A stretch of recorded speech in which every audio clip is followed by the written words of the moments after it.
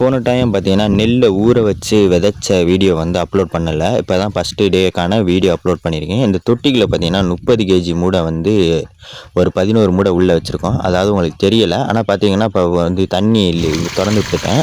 இப்போ தண்ணி திறந்து விட்டதுக்கப்புறம் பாருங்கள், கொஞ்சம் கொஞ்சமாக உங்களுக்கு தெரியும்.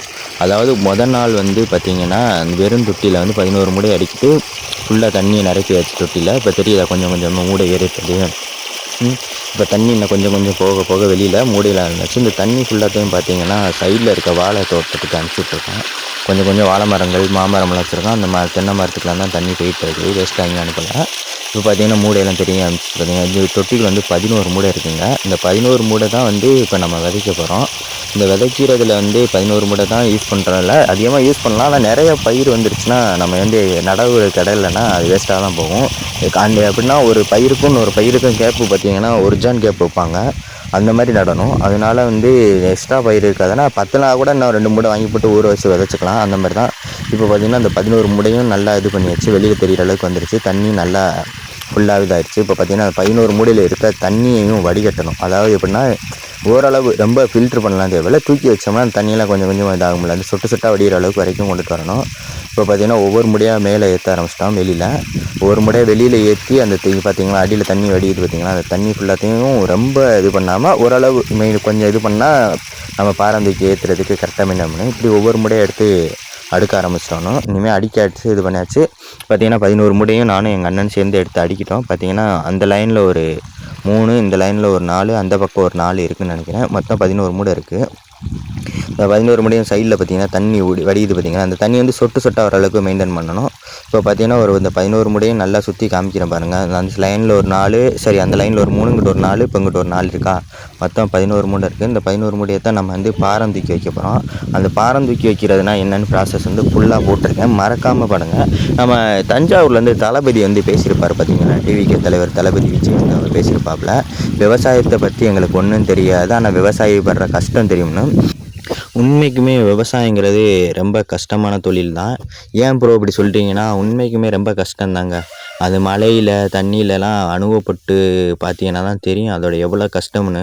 ஆனால் அந்த தொழிலை விடாமல் பண்ணிக்கிட்டு இருக்க தான் விவசாயோடது. ஏன்னா விவசாயம் இந்த வேறு வேலை வேண்டாம் அப்படிங்கிறதோடையும், இந்த நிலங்கள் வந்து எப்படி சொல்கிறதுனா, ஒரு வருஷம் 2 வருஷம் போட்டுட்டோம்னது அந்த நிலத்தோட தன்மையே போயிடும். அது விவசாயிகளுக்கு தான் தெரியும். அதனால வந்து எவ்வளோ தான் கஷ்டப்பட்டோம் அந்த நிலம் வந்து வேஸ்ட் ஆகக்கூடாது, பண்ணக்கூடாதுங்கிற ஒரு ப்ராசஸ் தான் வந்து இப்படி வந்து எவ்வளோ தான் கடன் வாங்கி செஞ்சாலும் இந்த விவசாயத்தை பண்ணுறது. இப்போ பார்த்தீங்கன்னா, நம்ம வந்து வைக்கோல் போட்டுட்டு மேலே வந்து பார்த்திங்கன்னா, ஒவ்வொரு மூடையை எடுத்து அடுக்க ஆரம்பிச்சிட்டோம். எதுக்கு ப்ரோ இப்படி மிதிக்கிறீங்கன்னு கேட்டிங்கன்னா, ஒன்றுத்துக்கும் இல்லை, கொஞ்சம் தண்ணிலாம் இருக்கும் பார்த்திங்களா, அதெல்லாம் கொஞ்சம் வெளியில் போகும். அதோடையும் வந்து மட்டமாக இருக்கும் அந்த மூடை எல்லாமே. ஒன்று மேலே ஒன்று வைக்கும்போது சரிஞ்சிடாது. இப்போ பார்த்திங்கன்னா, நம்ம 11 மூடை வச்சுருக்கனால சரியாமல் இருக்கிறதுக்கு தான் இப்படி பண்ணுறது. இப்போ ஒரு மூடையும் வந்து எப்படின்னா தண்ணியில் ஊறி கொஞ்சம் பெருசாக இருக்கும். அதெல்லாம் வந்து மட்டப்படுத்தி இது பண்ணால் இன்னொரு மூடையை தூக்கி வைக்கும்போது சரியாது. இப்போ பார்த்திங்கன்னா, அதுக்கு மேலே கொஞ்சம் வைக்கோலை போட்டு அடுத்து 4 மூடை அடிக்கிறோம். அதுக்கு மேலே கொஞ்சம் வைக்கோல் போட்டு அடுத்து 3 மூடை அடிக்கி அடுத்தடுத்து ப்ராசஸ் கண்டினியூ பண்ணிடலாம். பார்த்துக்கங்க எவ்வளோ கஷ்டப்பட்டு நம்ம வந்து விவசாயம் பண்ணுறோம்னு. ஆனால் கவர்மெண்ட்டில் பார்த்தீங்கன்னா, ஒரு பேசிக்கான ஒரு இதுவே கிடையாது. எனக்கு தெரிஞ்ச இந்த ஆட்சியில் வந்து விவசாயிகளுக்கு வந்து இந்த ஆட்சியும் கிடையாது. எந்த ஒரு ஆட்சியிலையுமே இனிமேல் வர்ற ஆட்சியாவது நல்ல ஆட்சியாக அமைஞ்சால் நல்லா இருக்குங்கிறதான். எந்த ஒரு ஆட்சியிலும் வந்து பார்த்தீங்கன்னா, விவசாயிங்கிறவங்களுக்கு வந்து எப்படின்னா, அது எப்படி சொல்கிற, ஒரு அடிமை மாதிரி தான் பார்க்குறாங்க எல்லாத்தையும். இங்கே விவசாயம் பண்ணுறீங்களா, எந்த ஒரு இதுவுமே கிடையாது விவசாயிகளுக்கு வந்து சப்போர்ட்டுங்கிறது. எவ்வளோ தான் கஷ்டப்பட்டாவும் செஞ்சாவும் நெல்லெல்லாம் வந்து மழையில் நனைஞ்சு அவ்வளோது வேஸ்ட்டாக போகுது. இப்போ இந்த நெல் இடம் கூடதான் எங்களோட சொந்த இடம்லாம் கிடையாது. நாங்களும் இந்த தர வாடகை அந்த மாதிரி பண்ணுறதுக்கு இந்த இது மாதிரி தான் பண்ணிகிட்ருக்கோம். பட் ஆனால் எங்களுக்கு பிடிச்சி இந்த விவசாய தொழிலை பண்ணுறதுனால இந்த விட்டுட்டு வெளியில் வர முடியல இந்த விஷயத்த. இப்போ பார்த்தீங்கன்னா, அந்த மூடியெல்லாம் போட்டுட்டு காற்று போகாத அளவுக்கு இது பண்ணணும் ப்ரோ. இதில் வந்து காற்று போகாத அளவுக்கு எக்ஸாம்பிளுக்கு உங்களுக்கு சொல்லப்போனால் வந்து நம்ம வந்து பாசி பயிரெலாம் பார்த்திங்கன்னா ஊற வச்சு ஒரு இறுக்கமாக ஒரு துணியில் கட்டினோம்னா அந்த சூடுக்கு வந்து முளைச்சி வரும் பார்த்திங்களா, குருத்து வெளியில் வரும்.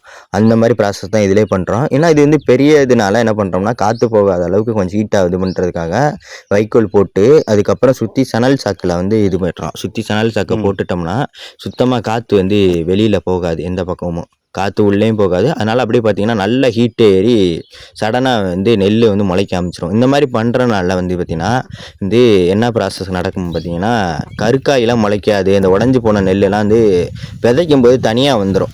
ஒன்று அப்படியே இது பண்ணி இல்லைன்னத்துக்கு இங்கே பார்த்தீங்கன்னா அது அடிபட்டு ஒன்று மேலே விழுந்து என்ன பண்ணுறா போட்டு செடியை அமுக்க ஆரம்பிச்சிச்சுனாவே முளைக்கிற ரொம்ப கஷ்டமாக இருக்கும். அது இப்போ ஒரு வீடியோ நம்ம அப்லோட் பண்ணியிருப்போம், எப்படி ப்ராசஸ் பண்ணியிருக்கோம்னு. நெல்லை விதைக்கிறது வயல் நிறைய தண்ணி விட்டு அதுக்கு மேலே இந்த நெல்லை கொண்டு போய் விதைக்கும் போது கருக்கா ஃபுல்லாக ஆட்டோமேட்டிக்காக மேலே வந்துடும். ஊறி அதெல்லாம் மேலே வந்துடும். இதே ஊறி இருக்க நெல் முளைச்சிருக்க நெல் வெயிட்டுக்கு வந்து அடியில் போய் தங்கிடும், ஸ்டோரேஜ் ஆயிரும். மேலே கூடுதலாக இருந்தோம்னா அது ஓரமாக போயிட்டு தண்ணியோட அலையில் போய் அடித்து ஓரமாக தேங்கிடும். அதுக்கப்புறம் நம்ம எடுத்து பக்கத்து வயலில் போட்டு மக்க வச்சுக்குவோம். அந்த ஓரமாக இப்போ பார்த்தீங்கன்னா ஃபுல்லாகவே இது பண்ணியாச்சு, கவர் பண்ணியாச்சு. இந்த இதை வந்து ஃபுல்லாக கவர் பண்ணிவிட்டு வந்து சுற்றிடணும். அந்த சைடில் இருக்க பாயை போட்டு சுற்றிட்டோம். பார்த்தீங்கன்னா கீழே ஒரு பாய் இருந்துச்சு பார்த்தியா, காற்று போகாத அளவுக்கு நல்லா சுற்றிட்டோம். சுற்றினதுக்கப்புறம் பார்த்தீங்கன்னா ஏன்னா சுற்றி இது பண்ணோம்னா தான் அந்த ப்ராசஸ் நடக்கும். நல்லா ஹீட் ஏறி நமக்கு தேவையானது நடக்கும். இப்போ பார்த்தீங்கன்னா ஃபுல்லாக கவர் பண்ணி இது பண்ணியாச்சு. இதுக்கப்புறம் வந்து ஒரு லேயர் மாதிரி இது பண்ண தேவையில்லை. நான் ஆல்ரெடி 3 லேயர் இது பண்ணியாச்சு. இதுதான் இனிமேல் வந்து நல்லா வெயிட்டான இதுதான் எடுத்து வைக்கணும். வெயிட்டான கல்லெல்லாம் தூக்கி வச்சா கொஞ்சம் எப்படி சொல்கிறது, தண்ணியை கொஞ்சம் கீழே போய் நல்லா ஹீட்டாகி ப்ராசஸ் நடக்க ஆரம்பிச்சிடும். இதுக்கு மேலே பார்த்திங்கன்னா இன்னும் 2 பாய் போட்டு சுத்தமாக பாய் போட்டு இன்னும் மேலே இன்னொரு கவர் போட்டு நெல் இது ஏற்றணும். அதாவது பார்த்திங்கன்னா இப்போ ஒரு கல்லை எடுத்து இது பண்ணியாச்சு. நல்லா கவர் பண்ணி இது பண்ணியிருக்கோம். நம்ம வந்து நல்லா வெயிட் ஏற்றிட்டோம்.